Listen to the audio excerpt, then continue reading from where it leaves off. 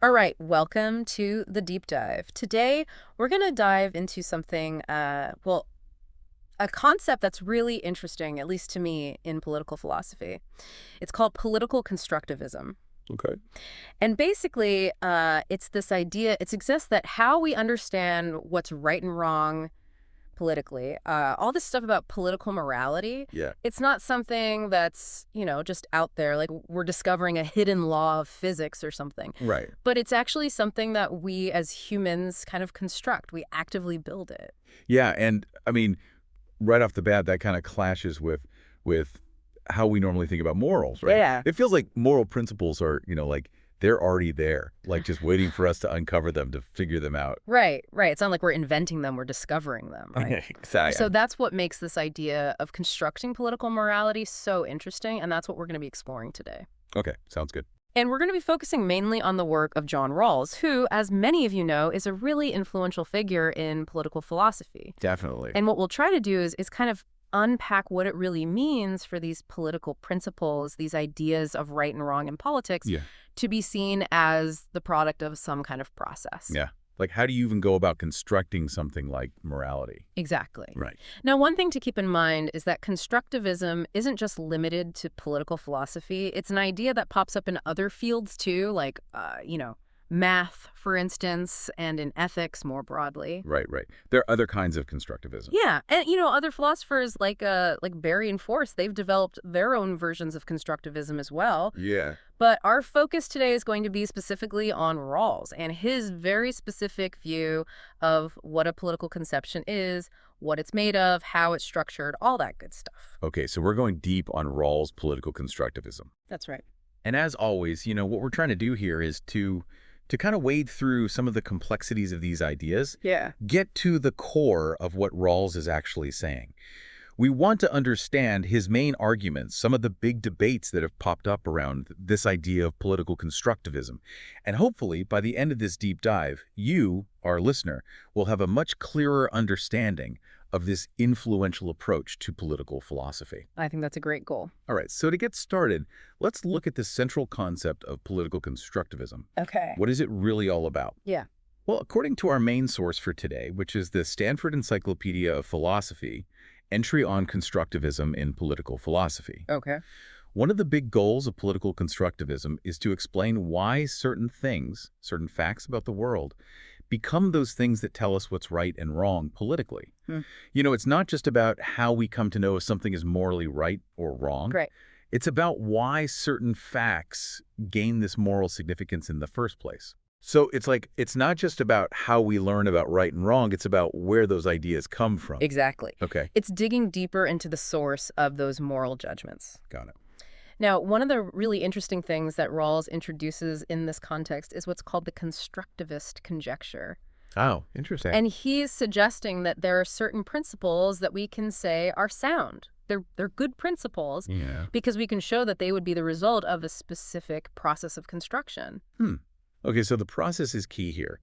It's not just that the principle seems intuitively good or something. Exactly. It's about how you get there. Right. It has to be the outcome of this specific kind of procedure. Hmm. And a good example of that would be Rawls' famous thought experiment, the original position. Right, where people decide on principles of justice behind a veil of ignorance, Right. so they don't know who they'll be in Right. society. Right. So they have to be fair. Exactly.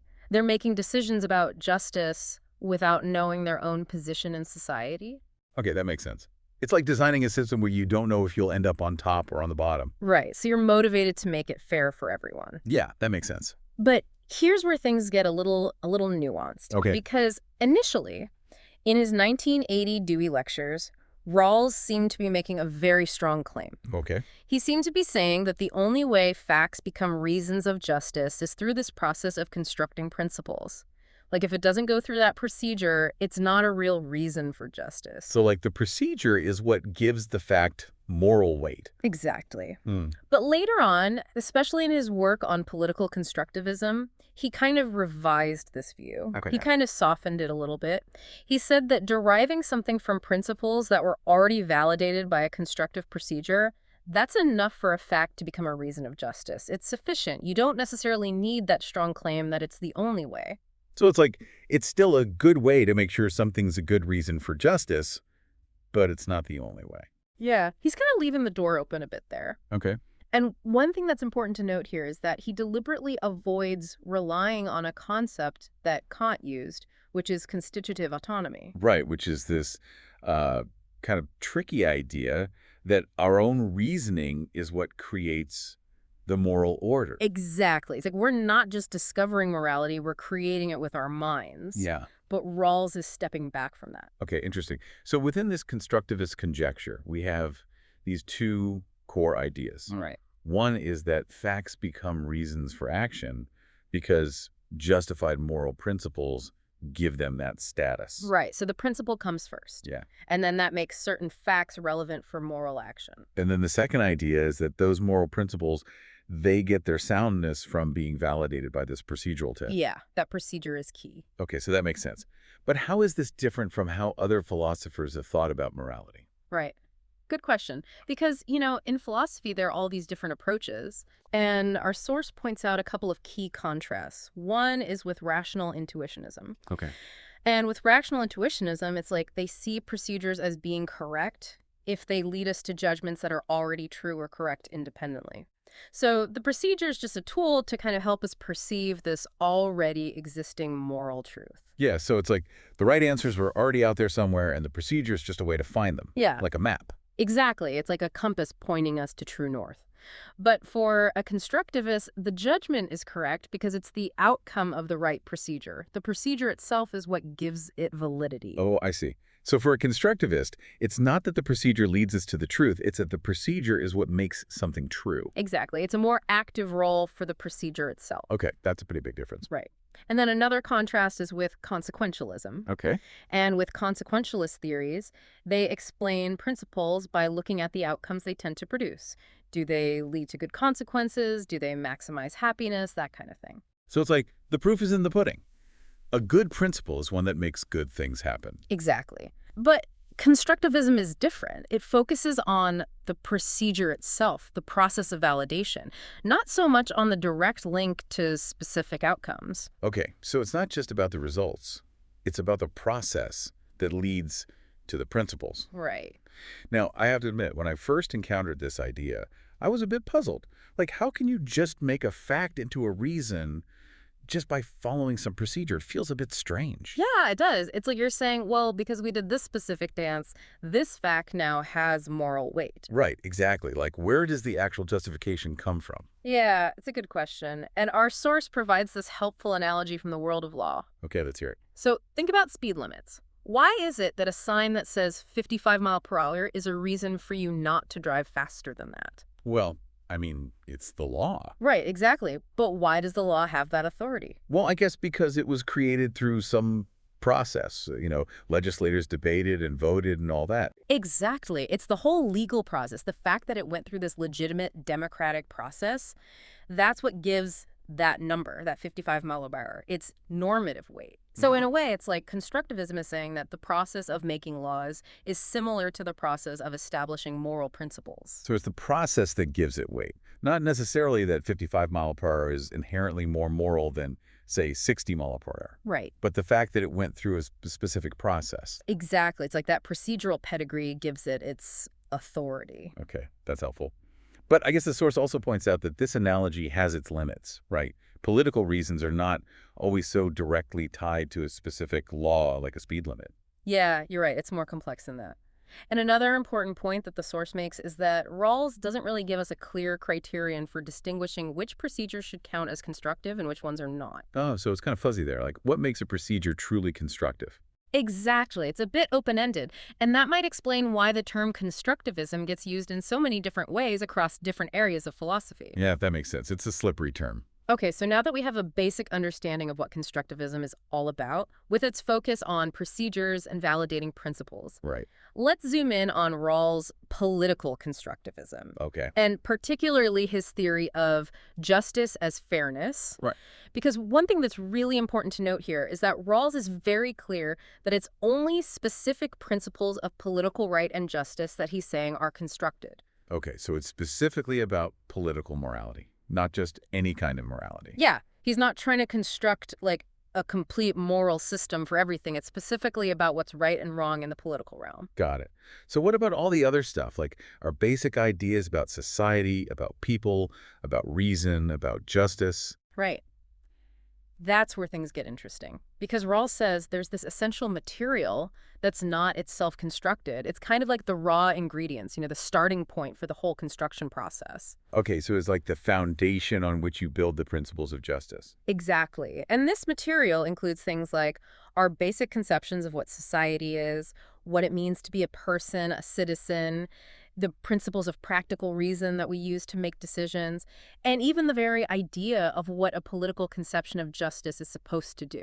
Okay, so it's like the ground rules, the basic assumptions you start with. Right. Like we need to have some shared understanding of what we're even talking about before we can start constructing principles of justice. Yeah, that makes sense. Can you give me an example of how this non-constructed stuff plays into Rawls's theory of justice as fairness? Sure.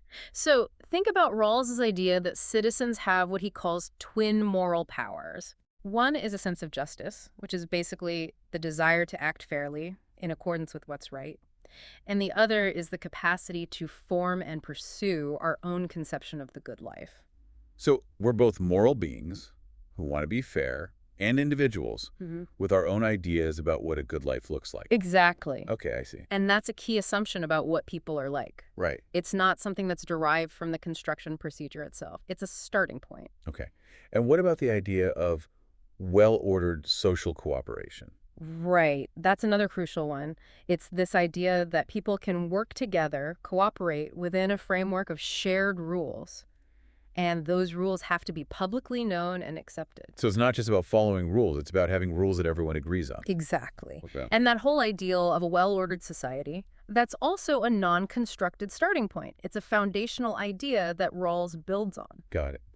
So these assumptions about human nature and society, they're like the groundwork for the original position thought experiment. Right. Exactly. And for the whole idea of the veil of ignorance. Yeah. Because the logic is, if you imagine people deciding on the principles of justice, but they don't know anything about their own position in society. Right, like their social class, their talents, their beliefs. Right. They're behind this veil of ignorance. Yeah.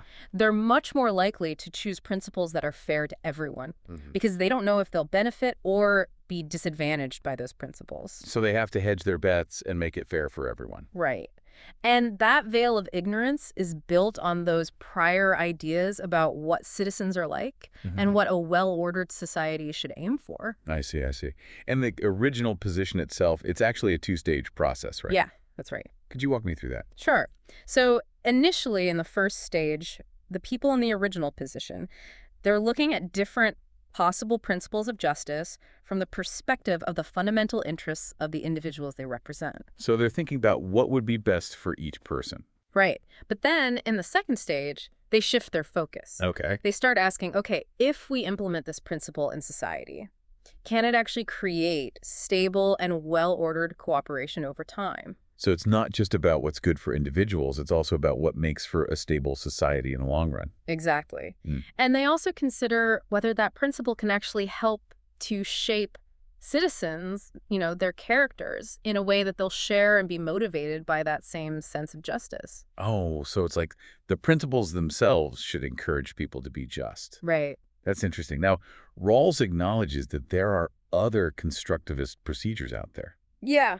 like Scanlon's reasonable rejection test. Yeah. How does that differ from Rawls' original position? Yeah, that's a good question. There are some important differences. So Scanlon's test, it doesn't make any assumptions about the motivations of the people involved.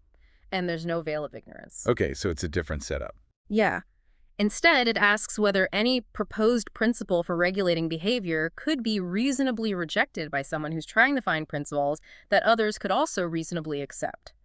So it's about finding principles that no one could reasonably object to. So it's more about finding common ground that everyone can live with? Exactly. And Scanlon applies this test very broadly to principles of how we should treat each other in general. Okay. Whereas Rawls is more focused on the big principles of political justice. Different scope, different setup. Right. And speaking of Rawls' focus on the political, the entry we're looking at really emphasizes why his constructivism is specifically political. Yeah, why is that? Well, it has to do with this idea of what's sometimes called the liberal trilemma. Okay, the trilemma. What's that? Imagine this. You have a modern, diverse society. Right. Lots of different people, lots of different beliefs. Yeah. And you're trying to do three things at the same time. You want to protect individual liberties, you want to create a sense of social unity through shared political institutions, and you want the government to operate based on what's true, the whole truth about the good life. But the problem is, in a diverse society, you can't really have all three at the same time. It's like trying to fit 3 square pegs into a round hole. Exactly. Something has to give. Yeah. And for Rawls, the priority is protecting individual liberties and trying to achieve enough social unity to make things work. And he's willing to let go of this idea that the government should be based on some ultimate singular truth.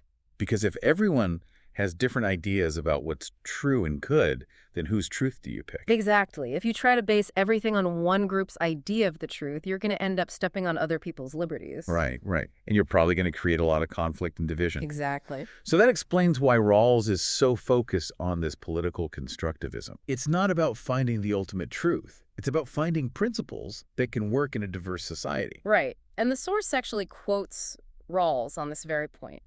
He says that it's only by having a political constructivist conception, not a metaphysical one, that people in a pluralistic society can hope to find principles that everyone can agree on without having to deny their own deeper beliefs. So it's about finding common ground. Exactly. And that leads to what's often called the method of avoidance. Okay. Political constructivism is very deliberate about sticking to a limited set of reasons that are relevant for political decisions. But it doesn't say that those reasons are universally applicable to everything in life. Okay. And it also doesn't make big, sweeping claims about whether those political judgments are objectively true in some ultimate sense. So it's trying to avoid getting bogged down in these huge philosophical debates about what's ultimately true. Exactly. It's about finding a practical way to make decisions in a diverse society, even if we don't agree on everything. I see. It's about setting some things aside, so to speak, and focusing on what we can agree on politically. Exactly. Now let's shift gears a little bit and talk about how political constructivism fits in with other big ideas in moral philosophy. Okay. Specifically, rational intuitionism and moral constructivism. All right. Because Rawls himself lays out some criteria for what counts as an objective moral judgment. Okay. What are the essential things that any theory of objective morality needs to have? Right. Like, what are the ground rules? Exactly. So things like being supported by good reasons, being aimed at getting things right, providing reasons for action, being able to distinguish between what's actually right and what just seems right to us, and being able to explain how people can agree on moral judgments. Okay, so those are the benchmarks, so to Yeah. speak. And Rawls' strategy is to show that political constructivism can actually meet those basic requirements for objectivity without having to take sides in those big, messy debates about the nature of moral truth. So it's like saying, look, even if we don't agree on where morality comes from ultimately, we can still have objective political judgments. Exactly. And to understand this better, it's helpful to contrast political constructivism with rational intuitionism. Okay. Because for rational intuitionists, they think moral principles are like true statements about this independent order of moral values. It's like there's this moral reality out there that exists regardless of what we humans think about it. Like moral laws of the universe or something. Exactly. It's like a moral version of gravity. It's just there. Okay. But how does that differ from political constructivism? Well, the key difference is that political constructivism doesn't take a position on whether or not that independent moral order exists. It's deliberately neutral on that. So it's sidestepping that whole debate. Exactly. It's like, let's focus on what we need to do politically without getting bogged down in these big metaphysical questions. Okay, that makes sense. And what about moral constructivism? Right. So with moral constructivism, which Rawls links closely to Kant's philosophy, the idea is that a correct moral judgment is one that meets certain criteria of reasonableness and rationality. And those criteria are defined by Kant's categorical imperative. Oh, right. Kant's famous idea that you should only act according to rules that you could universalize. Exactly. Okay. And how does that relate to political constructivism? Well, they both see a key role for procedures in validating moral judgments. Right. But one big difference is the scope. Moral constructivism, as Kant saw it, applies to all moral judgments, not just political ones. Okay. And it's also explicitly against the intuitionist idea that moral truth is independent of us. Yeah. Kant was really worried about that because he thought if morality was just out there, independent of us, then we wouldn't truly be in control of our own moral lives. Right. It's like if morality is imposed on us from outside, we're not really free. Exactly. Okay. Okay. And that's where that idea of constitutive autonomy comes in, right? Right. It's like we're not just discovering a pre-existing moral order. We're actually creating it with our own reason. Yeah, our minds are shaping the moral landscape. Exactly. Okay, now it's all starting to click into place. Great.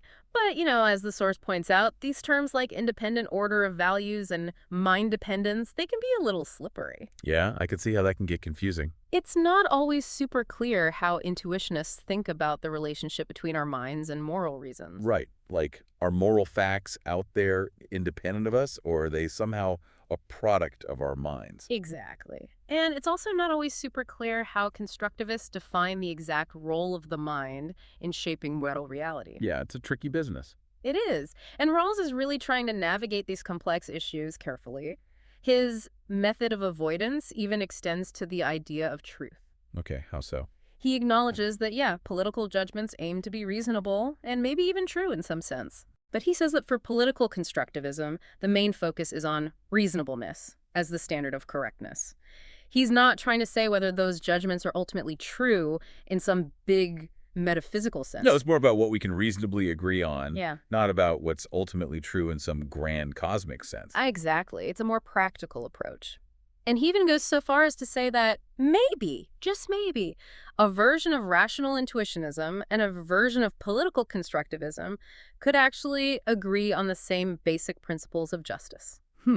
That's interesting. They would just disagree on why those principles are valid. So, like, they might agree on what a just society looks like, but they'd have different explanations for why it's just. Exactly. Okay. And this is what the source calls meta-ethical modesty.